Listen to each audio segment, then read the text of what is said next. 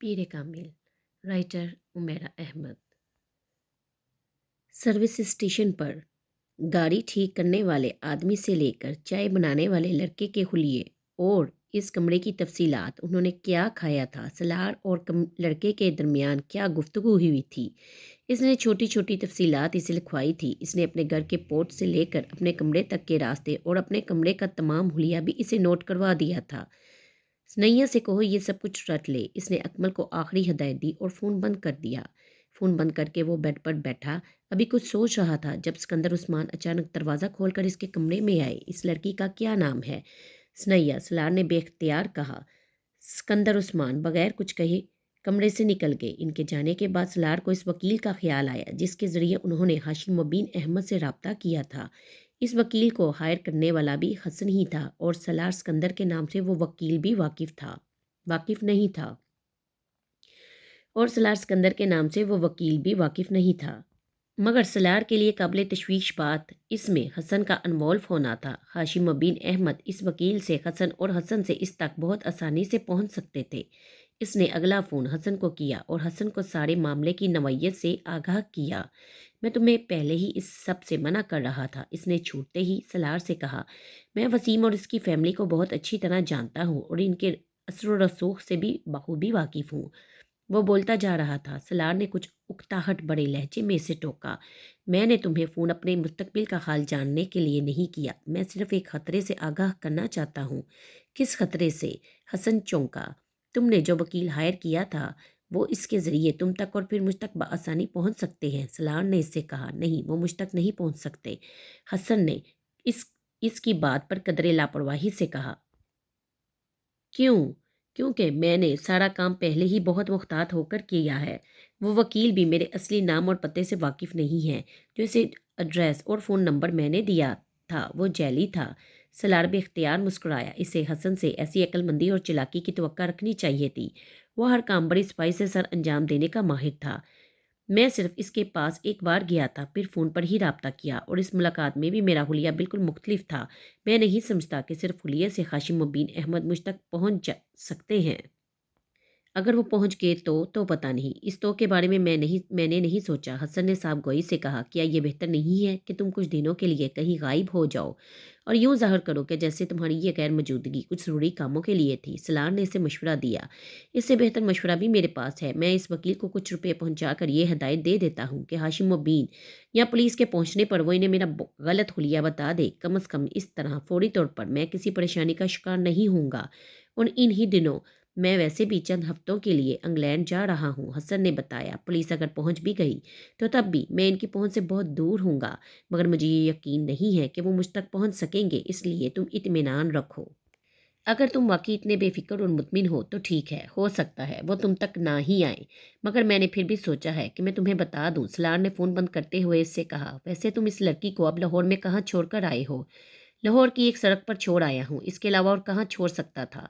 اس نے اپنے محل و وقوع اور حدود و اربا کے بارے میں کچھ نہیں بتایا، وہ بس چلی گئی۔ عجیب بیوقوف ہو، کم از کم تم اس سے اس کا ٹھکانہ پوچھنے کا حوصلہ رکھتے تھے۔ ہاں، مگر مجھے اس کی ضرورت نہیں پڑی۔ سلار نے دانستہ امامہ سے آخری بار ہونے والی اپنی گفتگو گول کر دی۔ میں حیران ہوں کہ تم اب کس طرح اس کے معاملات میں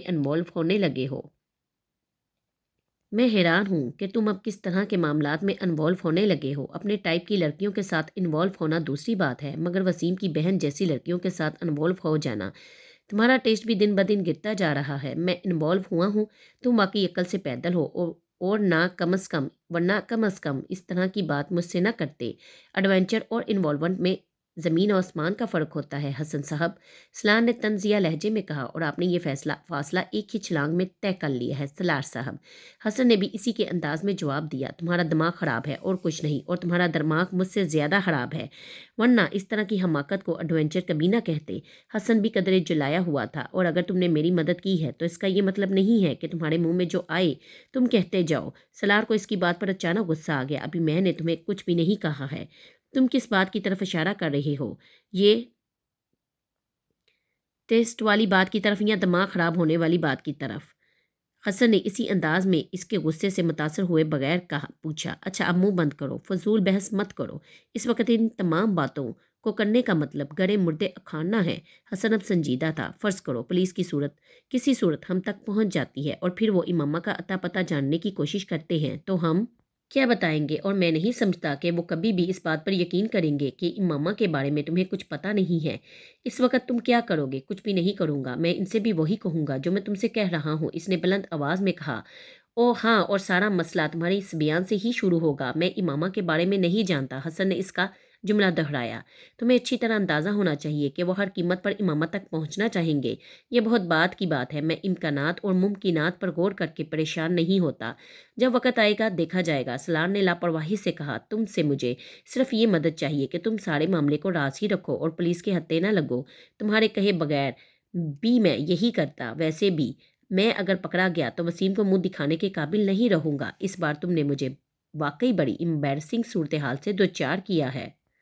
اوکے، میں فون بند کر رہا ہوں کیونکہ تم پر پھر وہی دورہ پڑنے والا ہے، وہی نصیحتیں اور پچھتاوا۔ You are acting like my father.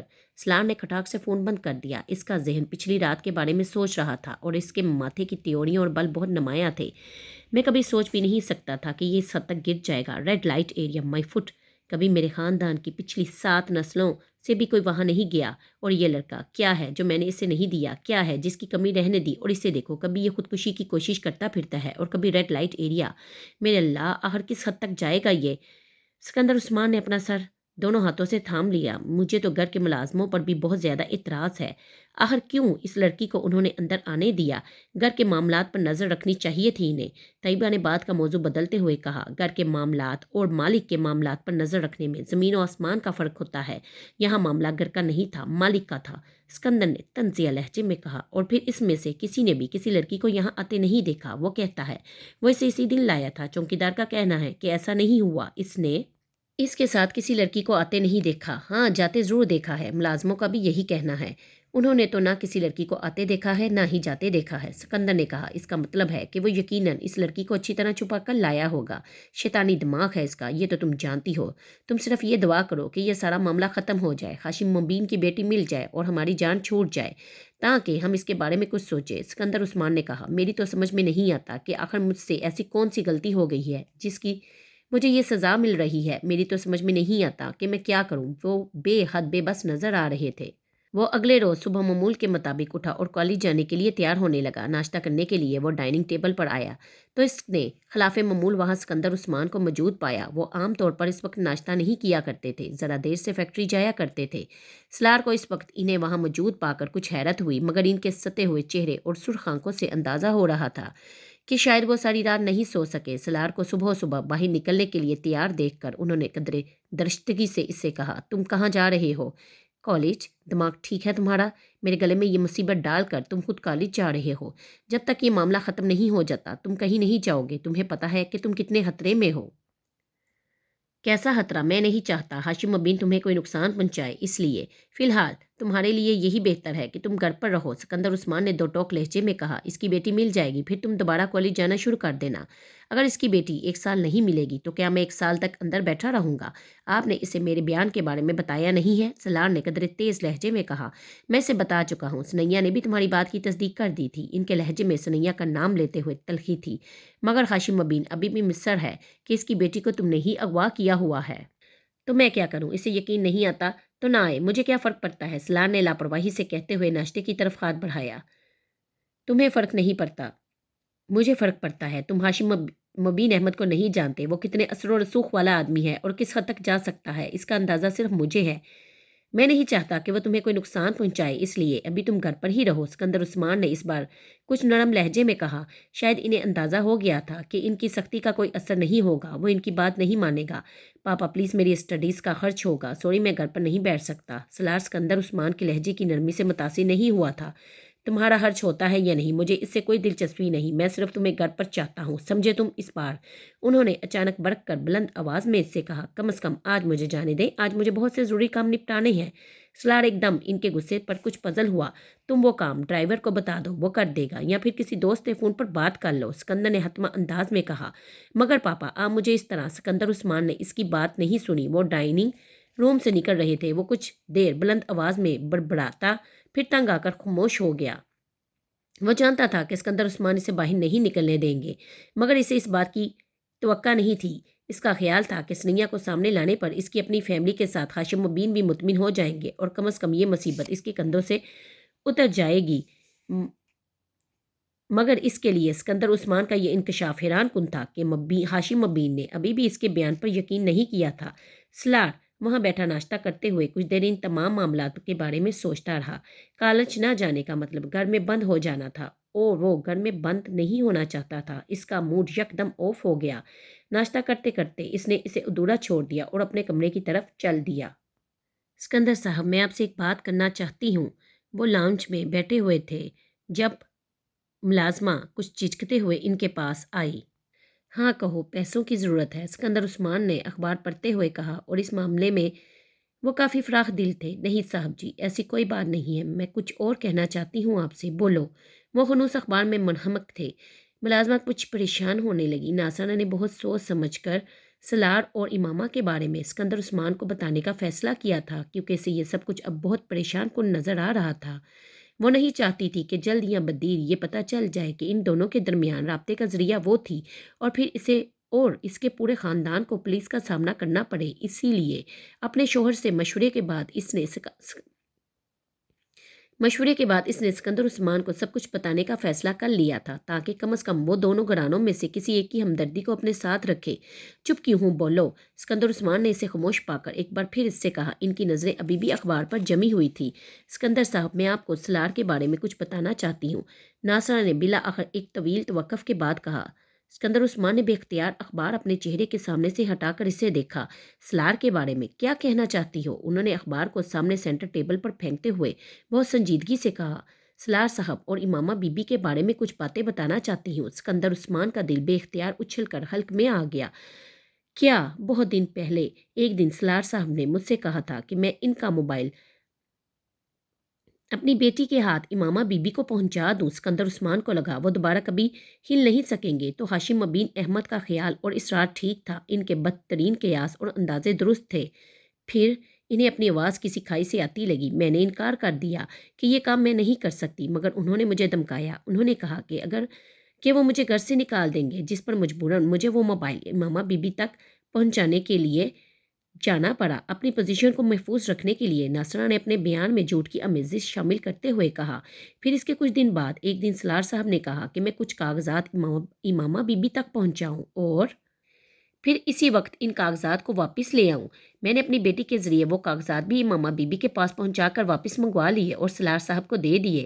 میں نے سلار صاحب سے ان کاغذات کے بارے میں پوچھا، مگر انہوں نے نہیں بتایا، مگر مجھے شک تھا کہ شاید وہ نکاح نامہ تھا، کیونکہ اس وقت سلار صاحب کے کمرے میں 5 لوگ موجود تھے، ان میں سے کوئی ایک مولوی بھی تھا۔ سکندر عثمان کو وہاں بیٹھے بیٹھے ٹھنڈے پسینے آنے لگے۔ اور یہ کب کی بات ہے؟ امامہ بی بی کے جانے سے چند دن پہلے۔ ناصرہ نے کہا۔ تم نے مجھے اس کے بارے میں کیوں نہیں بتایا؟ سکندر عثمان نے دہشت لہجے میں کہا۔ میں بہت خوفزدہ تھی صاحب جی، سلار صاحب نے مجھے دھمکیاں دی تھی، اگر میں نے آپ کو یا کسی اور کو اس سارے معاملے کے بارے میں بتایا تو وہ مجھے یہاں سے باہر پھینکوا دیں گے، ناصرہ نے کہا۔ وہ کون لوگ تھے؟ انہیں پہچانتی ہو؟ سکندر عثمان نے بے حد اضطراب کے عالم میں کہا۔ بس ایک کو، حسن صاحب تھے۔ اس نے سلار کے ایک دوست کا نام لیا، باقی اور کو کسی کو میں نہیں پہچانتی، ناصر نے کہا۔ میں بہت پریشان تھی، آپ کو بتانا چاہتی تھی، مگر ڈرتی تھی کہ آپ میرے بارے میں کیا سوچیں گے، مگر اب مجھ سے برداشت نہیں ہوا۔ اور کون کون اس کے بارے میں جانتا ہے؟ سکندر عثمان نے کہا۔ کوئی بھی نہیں، بس میں، میری بیٹی اور میرا شوہر، ناصرہ نے جلدی سے کہا۔ ملازموں میں سے کسی اور کو کچھ پتا ہے؟ توبہ کرے جی، میں کیوں کسی کو کچھ بتاتی، میں نے کسی کو کچھ بھی نہیں بتایا۔ تم نے جو کچھ کیا اس کے بارے میں تو میں بعد میں طے کروں گا، مگر فی الحال تم ایک بات اچھی طرح ذہن نشین کر لو۔ تم کسی کو بھی اس سارے معاملے کے بارے میں نہیں بتاؤ گی، ہمیشہ اپنا منہ بند رکھو گی، ورنہ اس بار میں نہ صرف تمہیں واقعی اس گھر سے نکال دوں گا، بلکہ میں ہاشم مبین اور پولیس سے کہہ دوں گا کہ یہ سب کچھ تم نے کروایا ہے۔ تم نے ہی ان دونوں کو گمراہ کیا تھا اور تم ہی ان دونوں کے لیے پیغامات ایک دوسرے تک پہنچاتی رہی۔ پھر پولیس تمہارے ساتھ اور تمہارے خاندان کے ساتھ کیا کرے گی؟ تمہیں یاد رکھنا چاہیے، تمہاری ساری عمر جیل کے اندر ہی گزرے گی۔ وہ غصے کے عالم میں سے دمکا رہے تھے۔ نہیں صاحب جی، میں کیوں کسی کو کچھ بتاؤں گی؟ آپ میری زبان کٹوا دیجیے گا اگر میرے منہ سے دوبارہ اس کے بارے میں سنیں۔ ناصرہ گھبرا گئی، مگر سکندر عثمان نے رکھائی کے ساتھ اس کی بات کاٹ دی۔ بس کافی ہے، اب تم جاؤ یہاں سے، میں تم سے بعد میں بات کروں گا، انہوں نے اسے جانے کا اشارہ کرتے ہوئے کہا۔ सिकंदर उस्मान परेशानी के आलम में इधर उधर टहलने लगे। इस वक्त इनके सर पर वाकई आसमान टूट पड़ा था और इस वक्त इन्हें पहली बार सलार के हाथों बेवकूफ़ बनने का एहसास हो रहा था। वो किस ढठाई, महारत और बेहूदगी से इनसे झूठ पर झूठ बोलता और इन्हें धोखा देता गया था और इन्हें इसका एहसास तक नहीं हो सका। और अगर मुलाजमा ने इन्हें ये सब कुछ ना बताती तो वो अभी भी टांग पर टांग रखे मुतमिन बैठे होते। यही सोचकर सलार इमामा के साथ इन्वॉल्व नहीं है और ना ही इसकी गुमशुदगी में इसका कोई हिस्सा था। वो चंद दिन घर पर रहकर एक बार फिर कॉलेज जाना शुरू कर चुका था। वो जानते थे कि सलार की निगरानी करवाई जा रही थी और हाशिम मुबीन अहमद को सब कुछ पता चलने का मतलब क्या था ये वो अच्छी तरह जानते थे। इनका कुछ देर पहले का इत्मीनान यकदम ख़त्म हो गया था। वो अंदाज़ा कर सकते थे कि वो कागजात कैसे थे, इन 5 आदमियों की मौजूदगी का मतलब क्या था, सलार और इमामा के दौरान ताल्लुक़ की नौयत क्या थी। और इस वक्त इनका दिल चाह रहा था कि वो इसका गला दबा दें या फिर इसे शूट कर दें, मगर वो जानते थे वो ये दोनों काम नहीं कर सकते। सलार सिकंदर इनका वो बेटा था जिससे वो अपनी औलाद में सबसे ज़्यादा मोहब्बत करते थे और इसी तरह बेवकूफ़ बनने के बाद पहली बार वो ये सोच रहे थे कि अब वो सलार सिकंदर की किसी बात पर यकीन नहीं करेंगे। वो इसे मुकम्मल तौर पर हर मामले के बारे में अंधेरे में रखेंगे, वैसे ही जैसे वो कर रहा था। इसकी इमामा से जान पहचान कैसे हुई? सिकंदर उस्मान ने अपने कमरे में बेचैनी से टहलते हुए ताइबा से पूछा। मुझे क्या पता इसकी जान पहचान इमामा से कैसे हुई? कोई बच्चा तो है नहीं कि मेरी उंगली पकड़ कर चलता रहे। ताइमा ने कदरे हफ्की से कहा, मैंने तुमसे बहुत बार कहा था कि इस पर नज़र रखा करो, मगर तुम्हें अपनी एक्टिविटीज़ से फुर्सत मिले तो तुम किसी और के बारे में सोचो। इस पर तवज्जो देना सिर्फ मेरा ही फ़र्ज़ क्यों है? ताइबा एकदम भड़क उठी। आपको भी तो अपनी एक्टिविटीज़ छोड़ देनी चाहिए, सारा इल्ज़ाम मेरे ही सर क्यों? मैं तुमको कोई इल्ज़ाम नहीं दे रहा। इस बहस को ख़त्म करो। इमामा के साथ शादी, तुम अंदाज़ा कर सकती हो कि हाशिम मुबीन को जब इसका पता चलेगा तो वो क्या तमाशा खड़ा करेंगे। मुझे ये सोच कर शाक लग रहा है कि इसने ऐसी हरकत करने का सोच कैसे लिया। इसे बिल्कुल भी एहसास नहीं हुआ कि हमारी और हमारी फैमिली की सोसाइटी में कितनी इज्जत है। सिकंदर उस्मान तैयबा के करीब सोफे पर बैठते हुए बोले, एक प्रॉब्लम ख़त्म होती है तो हमारे लिए दूसरी प्रॉब्लम शुरू कर देता है। ये सारा चक्कर इसी वक्त शुरू हुआ होगा जब पिछले साल इसने खुदकुशी की कोशिश करके इस करने खुदकुशी की कोशिश की इसकी और उसने इसकी जान बचाई थी। हम बेवकूफ़ थे कि हमने इस मामले पर नज़र नहीं रखी, वरना शायद ये सब पहले सामने आ जाता। सिकंदर उस्मान अपनी कनपटी मसलते हुए कहने लगे, और यकीनन ये लड़की भी इसके साथ अपनी मर्जी से इन्वॉल्व हुई होगी, वरना इस तरह कोई किसी के साथ मर्जी के खिलाफ तो निकाह नहीं कर सकता। और हाशिम मुबीन को देखिए, वो यूं शोर मचा रहा है जैसे इसकी बेटी का इसमें कोई कसूर नहीं है। जो किया है सलार नहीं किया है, उन्होंने तो FIR भी अगवा की दर्ज करवाई है। तैयबा नए सिरे से सुलगने लगी। जो भी है कसूर तुम्हारे बेटे का है, ना वो ऐसे कामों में पड़ता ना इस तरह फंसता। अब तो तुम सिर्फ ये सोचो कि तुम्हें इस सूरत हाल से किस तरह बचना है। अभी हम इतनी बुरी तरह से नहीं फंसे जिस तरह आप सोच रहे हैं। इस पर यह जुर्म साबित नहीं हुआ। पुलिस या हाशिम मुबीन अहमद के पास कोई सबूत नहीं है और सबूत के बगैर वो कुछ नहीं कर सकते। और जिस दिन इन तक कोई सबूत पहुंच गया, इस दिन क्या होगा तुमने ये सोचा है? सिकंदर उस्मान ने कहा, आप फिर इम्कानात की बात कर रहे हैं। ऐसा हुआ तो नहीं है और हो सकता है हो भी ना। इसने हमें अगर इतना बड़ा धोखा दे दिया है तो हो सकता है एक और धोखा ये हो कि इसका राब्ता इस लड़के के साथ नहीं है। मुमकिन है ये अभी भी इस लड़की के साथ राब्ते में हो। सिकंदर उस्मान ने ख्याल ज़ाहिर किया। हाँ, हो सकता है। फिर क्या किया जाए? मैं इससे बात करूँगा तो समझो पत्थर के साथ अपना सर फोड़ूंगा और वो फिर झूठ बोल देगा। झूठ बोलने में तो वो माहिर हो चुका है। उन्होंने तनफ़्फ़ुर अमीज़ लहजे में कहा, बस चंद माह में इसका BA मुकम्मल हो जाएगा, फिर मैं इसे बाहर भिजवा दूंगा। कम अज़ कम हर वक्त हाशिम मुबीन अहमद की तरफ से जिन अंदेशों का शिकार मैं रहता हूँ वो तो ख़त्म हो गए। उन्होंने सिगरेट का एक कश लगाया। मगर आप एक चीज़ भूल रहे हैं सिकंदर। तैयबा ने बड़ी संजीदगी से चंद लम्हों की खामोशी के बाद कहा, क्या? सिकंदर सलार ने इन्हें चौंक कर देखा। सलार की अमामा के साथ खुफिया शादी। इस शादी के बारे में जो कुछ भी करना है वो आपको खुद ही करना है। आप क्या करेंगे इस शादी के बारे में? तलाक के अलावा इस शादी का और क्या किया जा सकता है? सिकंदर उस्मान ने कतई लहजे में कहा, वो शादी मानने पर तैयार नहीं है तो तलाक देने पर रजामंद हो जाएगा। जब मैं इसे सबूत पेश करूंगा तो इसे अपनी शादी का इतराफ़ करना ही पड़ेगा। और अगर शादी का इतराफ़ करने के बाद भी इसने इमामा को तलाक देने से इनकार कर दिया तो कोई ना कोई रास्ता निकालना पड़ेगा और वो मैं निकाल लूंगा, चाहे वो अपनी मर्जी से इसे तलाक दे या मुझे ज़बरदस्ती करना पड़े। मैं ये मामला ख़त्म कर दूंगा। इस तरह की शादी इंसान को सारी उम्र ख्वार करती है। इससे तो पीछा छुड़ाना पड़ेगा, वरना मैं इससे इस बार मुकम्मल तौर पर अपनी जायदाद से आग करने का इरादा रखता हूँ। सिकंदर उस्मान ने दो टोक अंदाज में कहा। हसन कुछ देर पहले इस्लामाबाद के एक होटल में था। अचानक جب اچانک اسے اپنے والد کی کال ملی، وہ جلد از جلد اسے اپنے گھر پہنچنے کے لیے کہہ رہے تھے۔ ان کا لہجہ بےحد عجیب تھا مگر حسن نے توجہ نہیں دی۔ لیکن جب 15 منٹ بعد وہ اپنے گھر پہنچا تو پورچ میں کھڑی سکندر عثمان کی گاڑی کو دیکھ کر چوکنا ہو گیا۔ وہ سلاڑ کے گھر کی تمام گاڑیوں اور ان کے نمبرز کو اچھی طرح پہچانتا تھا۔ سکندر انکل کو میرے اس معاملے میں انوالو ہونے کے حوالے سے کوئی ثبوت نہیں ملے ہیں، اس لیے مجھے پریشان ہونے کی ضرورت نہیں ہے۔ وہ زیادہ سے زیادہ سلاڑ کا دوست سمجھ کر پوچھ گچھ کرنے آئے ہوں گے۔ میں بڑے اطمینان سے ان کے سوالوں کا جواب دوں گا اور کسی بھی الزام کی تردید کر دوں گا، لیکن میری پریشانی پاپا کے سامنے میری پوزیشن مشکوک کر دے گی، اس لیے انکل سکندر کو دیکھ کر مجھے کوئی رد عمل ظاہر نہیں کرنا چاہیے۔ اس نے اپنے لائحہ عمل طے کیا اور پھر بڑے اطمینان کے ساتھ اسٹڈی میں داخل ہو گیا۔ اس کے والد قاسم فروکی اور سکندر عثمان کافی پی رہے تھے۔ ان کے چہرے کی غیر معمولی سنجیدگی اور اضطراب وہ ایک لمحے میں بانپ گیا تھا۔ کیسے ہیں انکل سکندر آپ؟ اس بار بہت دنوں کے بعد آپ ہماری طرف آئے، باوجود اس کے کہ سکندر یا قاسم نے اس کا ہیلو کا جواب نہیں دیا۔ حسن نے بہت بے تکلفی کا مظاہرہ کیا۔ اسے اس بار بھی جواب نہیں ملا تھا۔ سکندر عثمان اسے غور سے دیکھ رہے تھے۔ بیٹھو، قاسم فروکی نے قدرے دشتی سے کہا۔ سکندر تم سے کچھ باتیں پوچھنے آیا ہے، تمہیں ہر بات کا ٹھیک ٹھیک جواب دینا ہے۔ اگر تم نے جھوٹ بولا تو میں سکندر سے کہہ چکا ہوں کہ وہ تمہیں پولیس کے پاس لے جائے۔ میری طرف سے تم بار میں جاؤ، میں تمہیں کسی طرح بھی بچانے کی کوشش نہیں کروں گا۔ قاسم فروکی نے اس کے بیٹھتے ہی بلا تمہید کہا۔ پاپا آپ کیا کہہ رہے ہیں؟ میں آپ کی بات نہیں سمجھا۔ حسن نے حیرت کا مظاہرہ کیا مگر اس کا دل دھڑکنے لگا تھا۔ معاملہ اتنا سیدھا نہیں تھا جتنا اس نے سمجھ لیا تھا۔ اوور سمارٹ بننے کی کوشش مت کرو سکندر، پوچھو اس سے کیا پوچھنا چاہتے ہو اور میں دیکھتا ہوں یہ کیسے جھوٹ بولتا ہے۔ امامہ کے ساتھ سلار کی شادی میں شرکت کی ہے تم نے؟ انکل آپ کیا بات کر رہے ہیں؟ کون سی شادی؟ کیسی شادی؟ حسن نے مزید حیرت کا مظاہرہ کیا۔ وہی شادی جو میری عدم موجودگی میں میرے گھر پر ہوئی، جس کے لیے امامہ کو پیپرز بھجوائے گئے تھے۔ پلیز انکل آپ مجھ پر الزام لگا رہے ہیں۔ آپ کے گھر میں ضرور آتا جاتا رہتا ہوں مگر مجھے سلار کی کسی شادی کے بارے میں کچھ پتہ نہیں ہے اور نہ ہی میری معلومات کے مطابق اس نے شادی کی ہے۔ مجھے تو اس لڑکی کا بھی پتہ نہیں ہے جس کا آپ نام لے رہے ہیں۔ ہو سکتا ہے سلار کی کسی لڑکی کے ساتھ انوالومنٹ ہو مگر میں اس کے بارے میں کچھ نہیں جانتا۔ وہ ہر بات مجھے نہیں بتاتا۔ سکندر عثمان اور قاسم فروکی خاموشی سے اس کی بات سنتے رہے۔ وہ خاموش ہوا تو سکندر عثمان نے اپنے سامنے ٹیبل پر پڑا ہوا ایک لفافہ اٹھایا اور اس میں موجود چند کاغذات نکال کر اس کے سامنے رکھ دیے۔ حسن کا رنگ پہلی بار اڑا۔ وہ امامہ اور سلار کا نکاح نامہ تھا، اس پر دیکھو تمہاری ہی سگنیچر ہے نا؟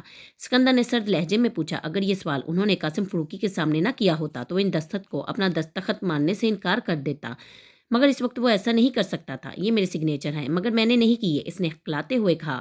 پھر کس نے کی ہیں؟ تمہارے فرشتوں نے یا سلار نے؟ قاسم فروکی نے طنزیہ لہجے میں کہا۔ حسن کچھ بول نہیں سکا۔ وہ حواس باختہ سا باری باری انہیں دیکھنے لگا۔ اس کے وہم و گمان میں بھی نہیں تھا کہ سکندر عثمان اس طرح اس کے سامنے وہ نکاح نامہ نکال کر رکھ دیں گے۔ وہ یہ بھی نہیں جانتا تھا کہ انہوں نے وہ نکاح نامہ کہاں سے حاصل کیا تھا، سلار سے یا پھر اس کی ساری عقل مندی اور چلاکی دری کی دری رہ گئی تھی۔ تم یہ نہیں مانو گے کہ سلار کا امامہ کے ساتھ نکاح تمہاری موجودگی میں ہوا ہے؟ قاسم فروکی نے اکھڑے ہوئے لہجے میں اس سے کہا۔ پاپا اس میں میرا کوئی قصور نہیں ہے، یہ سب سلار کی ضد پر ہوا ہے، اس نے مجھے مجبور کیا تھا۔ حسن نے یکدم سب کچھ بتانے کا فیصلہ کر لیا تھا۔ کچھ بھی چھپانے کا کوئی فائدہ نہیں تھا۔ وہ جھوٹ بولتا تو اپنی پوزیشن اور خراب کرتا۔ میں نے اسے بہت سمجھایا تھا مگر قاسم فروکی نے اس کی بات کاٹی۔ اس وقت یہاں تمہاری صفائیاں اور وضاحتیں پیش کرنے کے لیے نہیں بلایا گیا۔ تم مجھے صرف یہ بتاؤ کہ اس لڑکی کو اس نے کہاں رکھا ہے۔ پاپا مجھے اس کے بارے میں کچھ پتہ نہیں ہے، حسن نے تیزی سے کہا۔ تم پھر جھوٹ بول رہے ہو۔ آئی سویئر پاپا مجھے واقعی کچھ پتہ نہیں ہے، وہ اسے لاہور چھوڑ آیا تھا۔ یہ جھوٹ تم کسی اور سے بولنا، مجھے صرف سچ بتاؤ۔ قاسم فروکی نے ایک بار پھر اسی تند و تیز لہجے میں کہا۔ میں جھوٹ نہیں بول رہا پاپا، حسن نے احتجاج کیا۔ لاہور کہاں چھوڑ آیا تھا؟ کسی سڑک پر۔ اس نے کہا تھا کہ وہ خود چلی جائے گی۔ تم مجھے یہ سکندر کو بیوقوف سمجھ رہے ہو؟ اس نے اس لڑکی سے شادی کی اور پھر سے ایک سڑک پر چھوڑ دیا۔ بیوقوف مت بناؤ ہمیں۔ قاسم فروکی بڑک اٹھے۔ میں سچ کہہ رہا ہوں پاپا، اس نے کم از کم مجھ سے یہی کہا تھا کہ وہ اس لڑکی کو سڑک پر چھوڑ آیا تھا۔ تم نے اس سے پوچھا نہیں کہ پھر اس نے اس لڑکی کے ساتھ شادی کیوں کی اگر اسے یہی کرنا تھا؟ پاپا اس نے یہ شادی اس لڑکی کی مدد کے لیے کی تھی۔ اس کے گھر والے زبردستی اس کی شادی کسی لڑکے سے کرنا چاہتے تھے، وہ نہیں کرنا چاہتی تھی۔ اس نے سلار سے رابطہ کیا اور مدد مانگی اور سلار اس کی مدد کرنے پر تیار ہو گیا۔ وہ صرف یہی چاہتی تھی کہ سلار وقتی طور پر اس سے نکاح کر لے تاکہ اگر اس کے والدین اس کی شادی زبردستی کرنا چاہیں تو وہ اس نکاح کا بتا کر انہیں روک سکے۔ حسن اب سچائی پر پردہ نہیں ڈال سکتا تھا۔ اس نے بات پوری بتانے کا فیصلہ کر لیا اور اگر ضرورت پڑے تو بلف کے ذریعے اس کو رہائی دلوائی جا سکے रहाई दिलवाई जा सके, मगर ये कोई मोहब्बत वगैरह की शादी नहीं थी। वो लड़की वैसे भी किसी और लड़के को पसंद करती थी। आप इस निकाहनामे को देखिए तो इसमें इसने तलाक का हक पहले ही ले लिया है, ताकि ज़रूरत पड़ने पर वो सलार से रब्ता किए बगैर ही तलाक हासिल कर ले, बस या कुछ और। कासिम फरूकी ने इससे कहा। हसन कुछ नहीं बोला, खामोशी से इन्हें देखता रहा। मैं कतन तुम्हारी किसी बात पर यकीन करने को तैयार नहीं हूँ। तुमने बहुत अच्छी कहानी बनाई है, मगर मैं कोई बच्चा नहीं हूँ कि इस कहानी पर यकीन कर लूँ। तुम्हें अब इमामा तक पहुंचने में सिकंदर की मदद करनी है। कासिम फरूकी ने कतई लहजे में कहा। पापा, मैं ये कैसे कर सकता हूँ? मुझे इसके बारे में कुछ पता नहीं है। हसन ने एहतजाज किया। तुम ये कैसे करोगे? ये तुम खुद जान सकते हो। मुझे सिर्फ ये बताना था कि तुम्हें क्या करना है। पापा प्लीज़, आप मुझ पर यकीन करें। मैं इमामा के बारे में कुछ नहीं जानता। निकाह करवाने के अलावा मैंने और कुछ नहीं किया। हसन ने कहा। तुम इसके इतने करीब हो कि अपनी खुफिया शादी में वो तुम्हें गवाह के तौर पर ले रहा है, मगर तुम्हें ये नहीं पता कि इसकी बीवी घर से भागने के बाद अब कहाँ है। मैं ये मानने पर तैयार नहीं हूँ। हसन किसी सूरत में भी नहीं। कासिम फरूकी ने दो टोक अंदाज में कहा। तुम्हें अगर पता नहीं है तो भी तुम इसका पता करो कि वो कहाँ है। सलार तुमसे कुछ नहीं छुपाएगा। पापा, वो बहुत सी बातें मुझे भी नहीं बताता। वो सब बातें तुम्हें बताता है या नहीं? मैं फ़िलहाल सिर्फ एक चीज़ में दिलचस्पी रखता हूँ, और वो इमामा के बारे में मालूमात है। तुम हर तरीके से इससे इमामा का पता हासिल करो, और सलार को किसी भी तरह ये पता नहीं चलना चाहिए कि सिकंदर को इसकी शादी की इत्तला मिल चुकी है, या इसने इस सिलसिले में तुमसे कोई मुलाकात की है। अगर मुझे ये पता चला कि सलार ये बात जान गया है कि मैं तुम्हारा हश्र कर दूंगा। ये तुम्हें याद रखना चाहिए। मैं सिकंदर को तो पहले ही इजाज़त दे चुका हूँ कि वो हाशिम मुबीन को तुम्हारा नाम दे दे। इसके बाद हाशिम मुबीन तुम्हारे साथ पुलिस के ज़रिए निपटे या किसी और तरीके से, मैं बिल्कुल परवाह नहीं करूँगा। अब तुम पर यह तय है कि तुमने सलार के साथ दोस्ती निभानी है या फिर इस घर में रहना है। कासिम फरूकी ने कतईयत से कहा। पापा, मैं कोशिश करता हूँ कि किसी तरह इमामा के बारे में कुछ मालूमात मिल जाए। मैं सलार से इसके बारे में बात करूँगा। मैं इसे ये नहीं बताऊँगा कि सिकंदर अंकल को इस मामले में सब कुछ पता चल गया है। वो मकैनिकी अंदाज में दोहराता जा रहा था। वो वाकई इस बार बुरी तरह और खिलाफ तवक्का फंसा था। सलार चंद दिन घर बैठा रहा था, मगर फिर जिद करके इसने कॉलेज जाना शुरू कर दिया। हाशिम मुबीन और इसके घर वाले इमामा की तलाश में ज़मीन और आसमान एक किए हुए थे। अगरचे वो ये सब कुछ बड़ी राजदारी के साथ कर रहे थे, लेकिन इसके बावजूद इनकी मुलाजमीन और पुलिस के ज़रिए सिकंदर को इनकी कोशिशों के बारे में पता चलता रहता था। वो लाहौर में भी इमामा की हर इस सहेली से रब्ता रखे हुए थे जिसे वो जानते थे। सलार ने एक दिन अखबार में बाबर जुवैद नामी एक शख्स का खाका देखा। इसके बारे में मालूमात देने वाले के लिए इनाम का ऐलान था। वो इस नाम से अच्छी तरह वाकिफ था। यही वो फर्जी नाम था जो हसन ने वकील को इमामा के शोहर का दिया था, और वह इश्तिहार यकीनन इमामा के घर वालों की तरफ से था। हालांकि नीचे दिया गया फ़ोन नंबर इमामा के घर का नहीं था। वो अंदाज़ा कर सकता था कि पुलिस इस वकील के पास पहुंच गई होगी, और इसके बाद इस वकील ने इस आदमी के क्वाइफ इन्हें बताए होंगे। अब ये हकीकत सिर्फ वो वकील हसन और वो खुद जानता था कि बाबर जुवैद सिरे से कोई वजूद नहीं रखता था, मगर वो मुतमिन हो गया था कि वो हाशिम मुबीन के घर वालों को किसी हद तक भटकाने में कामयाब रहा था। इस पूरे अरसे के दौरान सलार इमामा की कॉल का मुंतज़िर रहा।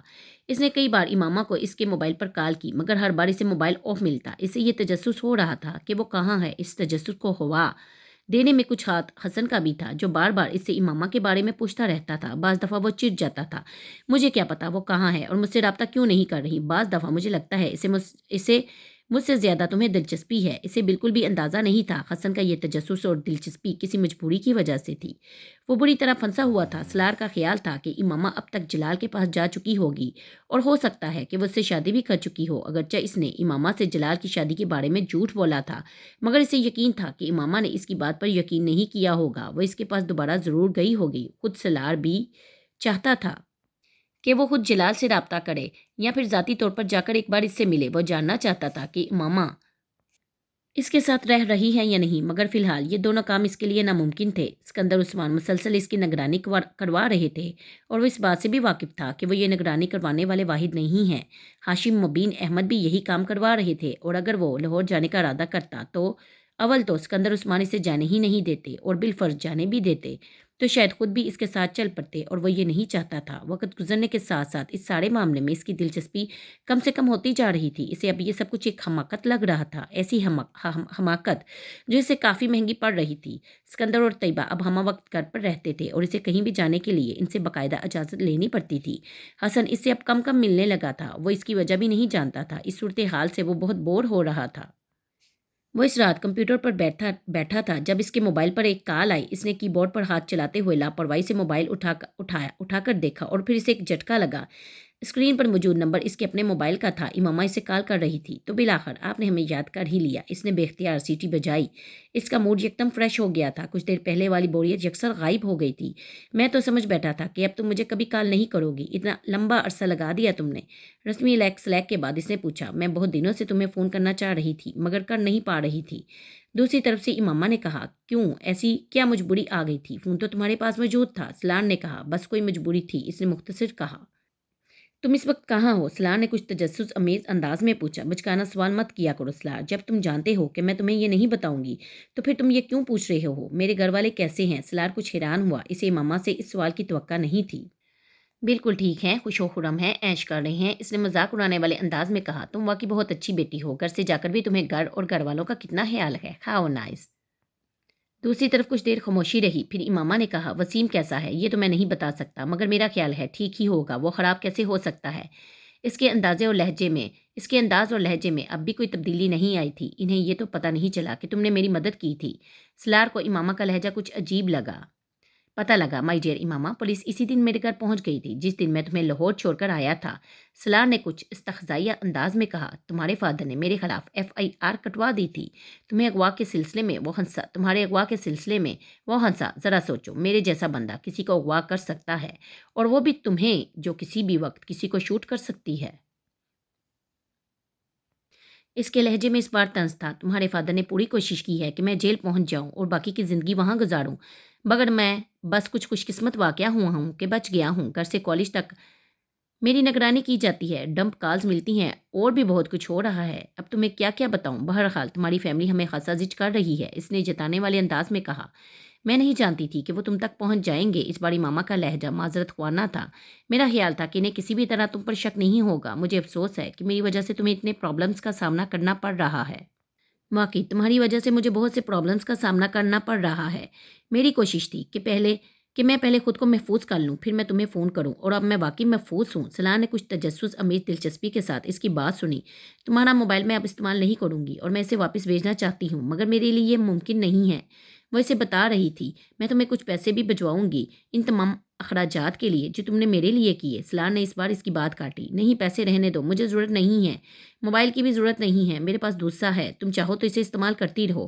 نہیں، میں اب اسے استعمال نہیں کروں گی، میری ضرورت ختم ہو چکی ہے، اس نے کہا۔ کچھ دیر وہ خاموش رہی، پھر اس نے کہا، میں چاہتی ہوں کہ تم اب مجھے طلاق کے پیپرز بھجوا دو، اور طلاق کے پیپرز کے ساتھ نکاح نامے کی ایک کاپی بھی جو میں پہلے تم سے نہیں لے سکی۔ کہاں بھجواؤں؟ سلار نے اس کے مطالبے کے جواب میں کہا۔ اس کے ذہن میں یکدم ایک جھماکا ہوا تھا، اور اگر اب طلاق کا وہ مطالبہ کر رہی تھی تو اس کا مطلب یہی تھا کہ اس نے ابھی تک کسی سے شادی نہیں کی، نہ ہی طلاق کے حق کو استعمال کیا تھا جو نکاح نامہ وہ اس کی خواہش پر اسے تفویض کر چکا تھا۔ تم اس وکیل کے پاس وہ پیپرز بھجوا دو جس کو تم نے ہائر کیا تھا، اور مجھے اس کا نام اور پتہ لکھوا دو۔ وہ پیپرز میں اس سے لے لوں گی۔ سلار مسکرایا۔ وہ بے حد محتاط تھی۔ مگر میرا تو اس وکیل کے ساتھ ڈائریکٹ کوئی رابطہ نہیں ہے، میں تو اسے جانتا بھی نہیں ہوں، پھر پیپرز اس تک کیسے پہنچاؤں؟ جس دوست کے ذریعے تم نے اس وکیل سے رابطہ کیا تھا، اسی دوست کے ذریعے وہ پیپر اس تک پہنچا دو۔ یہ تو طے تھا کہ وہ اسے کسی بھی طرح اپنا کوئی اتا پتہ نہ دینے کا فیصلہ کر چکی تھی اور اس پر پوری طرح قائم تھی۔ تم طلاق کیوں لینا چاہتی ہو؟ اس وقت وہ بہت موڈ میں تھا۔ دوسری طرف یکدم خاموشی چھا گئی۔ شاید وہ اس سے اس بات کی توقع نہیں کر رہی تھی۔ طلاق کیوں لینا چاہتی ہو؟ تم کتنی عجیب بات کر رہے ہو، یہ تو پہلے ہی طے تھا کہ میں تم سے طلاق لوں گی۔ پھر اس سوال کی کیا تک بنتی ہے؟ امامہ کے لہجے میں حیرانگی تھی۔ وہ تب کی تھی، اب تو خاصا لمبا وقت گزر گیا ہے اور میں تمہیں طلاق دینا نہیں چاہتا، سلار نے بے حد سنجیدگی سے کہا۔ وہ اندازہ کر سکتا تھا کہ دوسری طرف اس وقت امامہ کے پاؤں کے نیچے سے زمین نکل گئی ہوگی۔ تم کیا کہہ رہے ہو؟ میں یہ کہہ رہا ہوں امامہ ڈیئر کہ میں تمہیں طلاق دینا نہیں چاہتا، نہ ہی دوں گا۔ اس نے ایک اور دھماکہ کیا۔ تم طلاق کا حق پہلے ہی مجھے دے چکے ہو، امامہ نے بے اختیار کہا۔ کب، کہاں، کس وقت، کس صدی میں؟ سلار نے اطمینان سے کہا۔ تمہیں یاد ہے میں نے نکاح سے پہلے تمہیں کہا تھا کہ نکاح نامے میں طلاق کا حق چاہتی ہوں۔ اب اگر تم طلاق نہیں بھی دیتے تو میں خود وہ حق استعمال کر سکتی ہوں، تمہیں یہ یاد ہونا چاہیے، وہ جتا رہی تھی۔ اگر میں تمہیں یہ حق دیتا تو تم یہ حق استعمال کر سکتی تھی، مگر میں نے تمہیں ایسا کوئی حق دیا ہی نہیں۔ تم نے نکاح نامہ دیکھا؟ وہاں ایسا کچھ بھی نہیں تھا۔ خیر، تم نے دیکھا ہی ہوگا، ورنہ تم نے دیکھا ہی ہوگا، ورنہ آج طلاق کی بات کیوں کر رہی ہوتی؟ دوسری طرف ایک بار پھر خاموشی چھا گئی۔ سلار نے ہوا میں تیر چلایا تھا مگر وہ نشانے پر بیٹھا تھا۔ امامہ نے یقیناً پیپر سائن کرتے ہوئے انہیں دیکھنے کی زحمت نہیں کی تھی۔ سلار بے حد محفوظ ہو رہا تھا۔ تم نے مجھے دھوکہ دیا ہے۔ بہت دیر بعد اس نے امامہ کو کہتے سنا۔ ہاں، بالکل اسی طرح جس طرح تم نے پسٹل دکھا کر مجھے دھوکہ دیا، وہ برجستگی سے بولا۔ میں سمجھتا ہوں کہ تم اور میں بہت اچھی طرح زندگی گزار سکتے ہیں۔ ہم دونوں میں اتنی برائیاں اور اتنی خامیاں ہیں کہ ہم دونوں ایک دوسرے کو مکمل طور پر کمپلیمنٹ کرتے ہیں۔ وہ اب ایک بار پھر سنجیدگی سے کہہ رہا تھا، زندگی، سلار، زندگی اور تمہارے ساتھ یہ ناممکن ہے۔ امامہ نے تند و تیز لہجے میں کہا، مجھے نپولین کی بات دہرانی چاہیے کہ میری ڈکشنری میں ناممکن کا لفظ نہیں ہے، یا مجھے تم سے یہ ریکویسٹ کرنی چاہیے کہ آؤ اس ناممکن کو مل کر ممکن بنائیں۔ وہ اب مذاق اڑا رہا تھا۔ تم نے مجھ پر بہت احسان کیے ہیں، ایک احسان اور کر دو، مجھے طلاق دے دو۔ نہیں، میں تم پر احسان کرتے کرتے تھک گیا ہوں، اب اور نہیں کر سکتا، اور یہ والا احسان، یہ تو ناممکن ہے۔ سلار نے ایک بار پھر سنجیدہ ہو گیا تھا۔ میں تمہاری ٹائپ کی لڑکی نہیں ہوں سلار، تمہارا اور میرا لائف سٹائل بہت مختلف ہے، ورنہ شاید میں تمہاری پیشکش پر غور کرتی، مگر اب اس صورتحال میں یہ ممکن نہیں ہے۔ تم پلیز مجھے طلاق دے دو۔ اور اب وہ نرم لہجے میں کہہ رہی تھی۔ سلار کا دل بے اختیار ہنسنے کو چاہا۔ تم اگر میری پیشکش پر غور کرنے کا وعدہ کرو تو میں اپنا لائف سٹائل بدل لیتا ہوں۔ سلار نے اسی انداز میں کہا، تم سمجھنے کی کوشش کرو، تمہاری اور میری ہر چیز مختلف ہے، زندگی کی فلسفی ہی مختلف ہے، ہم دونوں اکٹھے نہیں رہ سکتے۔ اس بار وہ جلائی۔ نہیں، میری اور تمہاری فلسفی آف لائف بہت ملتی ہے، تمہیں اس بارے میں پریشان ہونے کی ضرورت نہیں ہے۔ اگر یہ ملتی نہ بھی ہوئی تو بھی ذرا سی ایڈجسٹمنٹ کے بعد ملنے لگے گی۔ وہ اسی طرح بولا جیسے اپنے بہترین دوست سے گفتگو کر رہا ہو۔ ویسے بھی مجھ میں کیا کمی ہے؟ میں تمہارے پرانے منگیتر اچر جیسا خوبصورت نہ صحیح، مگر جلال انصر جیسا معمولی شکل و صورت کا بھی نہیں ہوں۔ میری فیملی کو تم اچھی طرح جانتی ہو۔ کیریئر میرا کتنا برائٹ ہوگا اس کا تمہیں اندازہ ہے۔ میں ہر لحاظ سے جلال سے بہتر ہوں، وہ اپنے لفظوں پر زور دیتے ہوئے بولا۔ اس کی آنکھوں میں چمک اور ہونٹوں پر مسکراہٹ ناچ رہی تھی۔ وہ ماما کو بری طرح زچ کر رہا تھا، اور وہ ہو رہی تھی، میرے لیے کوئی بھی شخص جلال جیسا نہیں ہو سکتا، اور تم تو کسی صورت بھی نہیں۔ اس کی آواز میں پہلی بار خفگی نمایاں تھی۔ کیوں؟ سلار نے بے حد معصومیت سے پوچھا۔ تم مجھے اچھے نہیں لگتے ہو۔ آخر تم یہ بات کیوں نہیں سمجھتے؟ دیکھو، تم نے اگر مجھے طلاق نہ دی تو میں کورٹ میں چلی جاؤں گی۔ وہ اب اسے دمکا رہی تھی۔ سلار اس کی بات پر بے اختیار ہنسا۔ یو آر موسٹ ویلکم، جب چاہے جائیں۔ کورٹ سے اچھی جگہ میل ملاقات کے لیے اور کون سی ہوگی؟ آمنے سامنے کھڑے ہو کر بات کرنے کا مزہ ہی اور ہوگا۔ وہ محفوظ ہو رہا تھا۔ ویسے تمہیں یہ بات ضرور یاد رکھنی چاہیے کہ کورٹ میں صرف میں نہیں پہنچوں گا بلکہ تمہارے پیرنٹس بھی پہنچیں گے۔ وہ استہزائیہ انداز میں بولا۔ سلار، میرے لیے پہلے ہی بہت سی پرابلمس ہیں، تم ان میں اضافہ نہ کرو۔ میری زندگی بہت مشکل ہے اور ہر گزرتے دن کے ساتھ مزید مشکل ہوتی جا رہی ہے۔ کم از کم تم میری مشکلات کو مت بڑھاؤ۔ اس بار امامہ کے لہجے میں رنجیدگی اور بے چارگی تھی۔ وہ کچھ اور محفوظ ہوا۔ میں تمہارے مسائل میں اضافہ کرنے کی کوشش کر رہا ہوں مائی ڈیئر، میں تو تمہاری ہمدردی میں گڑ رہا ہوں، تمہارے مسائل کو ختم کرنے کی کوشش کر رہا ہوں۔ تم خود سوچو، میرے ساتھ رہ کر تم کتنی اچھی اور محفوظ زندگی گزار سکتی ہو۔ وہ بظاہر بڑی سنجیدگی سے بولا۔ تم جانتے ہو نا میں نے اتنی مشکلات کس لیے صحیح ہیں؟ تم سمجھتے ہو میں ایک ایسے شخص کے ساتھ رہنے پر تیار ہو جاؤں گی جو ہر وہ کبیرہ گناہ کرتا ہے جسے میرے پیغمبر صلی اللہ علیہ وآلہ وسلم ناپسند کرتے ہیں؟ نیک عورتیں نیک مردوں کے لیے ہوتی ہیں اور بری عورتیں بری مردوں کے لیے۔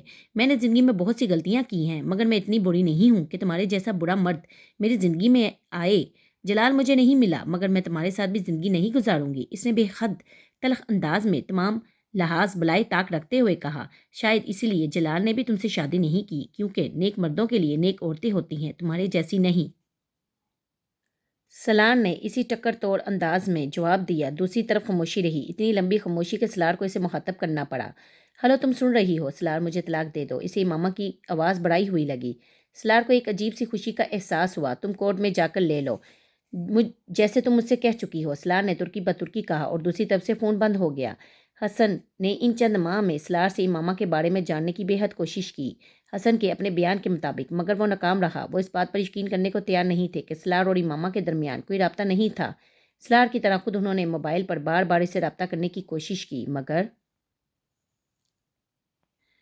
سکندر نے سلار کو امریکہ میں مختلف یونیورسٹیز میں اپلائی کرنے کے لیے کہہ دیا تھا۔ وہ جانتے تھے کہ اس کا اکیڈمک ریکارڈ ایسا تھا کہ کوئی بھی یونیورسٹی اسے لینے میں خوشی محسوس کرے گی۔ امامہ نے سلار کو دوبارہ فون نہیں کیا تھا، حالانکہ سلار کا خیال تھا کہ وہ اسے دوبارہ فون کرے گی اور تب وہ اسے بتا دے گا کہ وہ اسے نکاح نامے میں پہلے ہی طلاق کا حق دے چکا ہے۔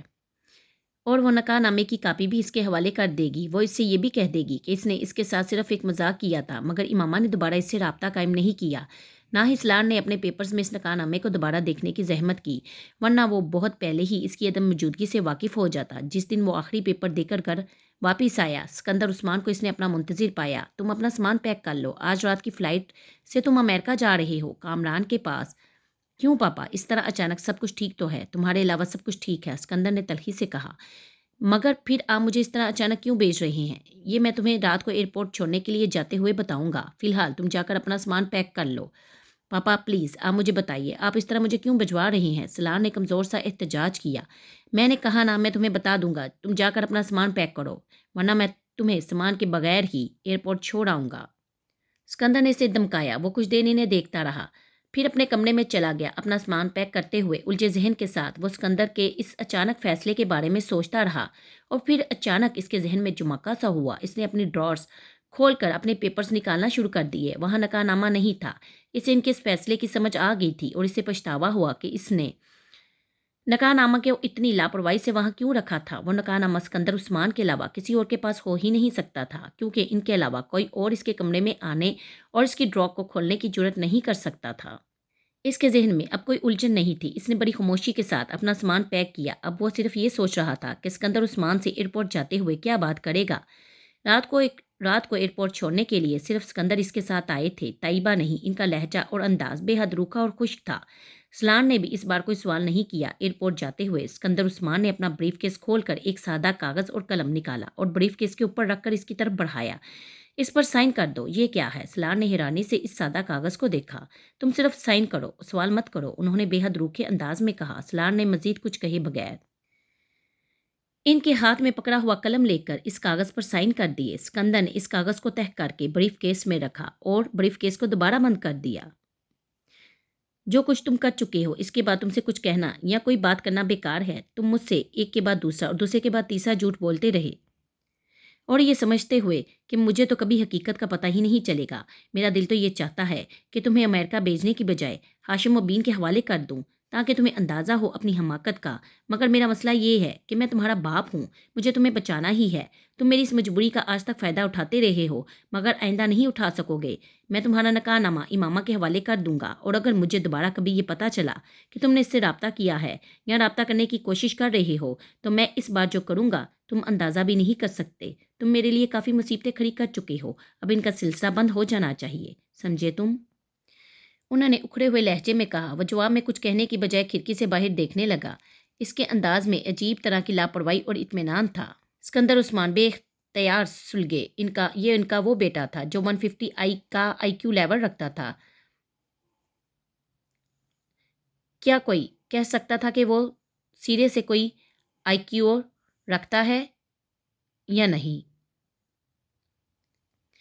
اگلے چند ماہ جو اس نے امریکہ میں گزارے تھے، وہ اس کی زندگی کے مشکل ترین دن تھے۔ وہ اس سے پہلے بھی کئی بار سیر و تفریح کے لیے اپنی فیملی کے ساتھ اور ان کے بغیر امریکہ اور یورپ جاتا رہا تھا، مگر اس بار جس طریقے سے سکندر نے اسے امریکہ بھجوایا تھا، اس نے جہاں ایک طرف اسے مشتعل کیا تھا تو دوسری طرف اس کے لیے بہت سے دوسرے پرابلمز بھی پیدا کر دیے تھے۔ اس کے جو دوست A لیولز کے بعد امریکہ آ گئے تھے، وہ امریکہ کی مختلف یونیورسٹیوں میں پڑھ رہے تھے، وہ کسی ایک اسٹیٹ میں نہیں تھے۔ کچھ یہی حال اس کے رشتہ داروں اور کزن کا تھا۔ خود اس کے اپنے بہن بھائی بھی ایک جگہ پر نہیں تھے۔ وہ اپنی فیملی سے اتنا اٹیچ نہیں تھا کہ ان کی کمی محسوس کرتا یا ہوم سکنس کا شکار ہوتا۔ یہ صرف اس طرح اچانک وہاں بھجوائے جانے کا نتیجہ تھا کہ وہ اس طرح اضطراب کا شکار ہو رہا تھا۔ کامران سارا دن یونیورسٹی میں ہوتا، اور اگر وہ گھر آتا بھی تو اپنی اسٹڈیز میں مصروف ہو جاتا۔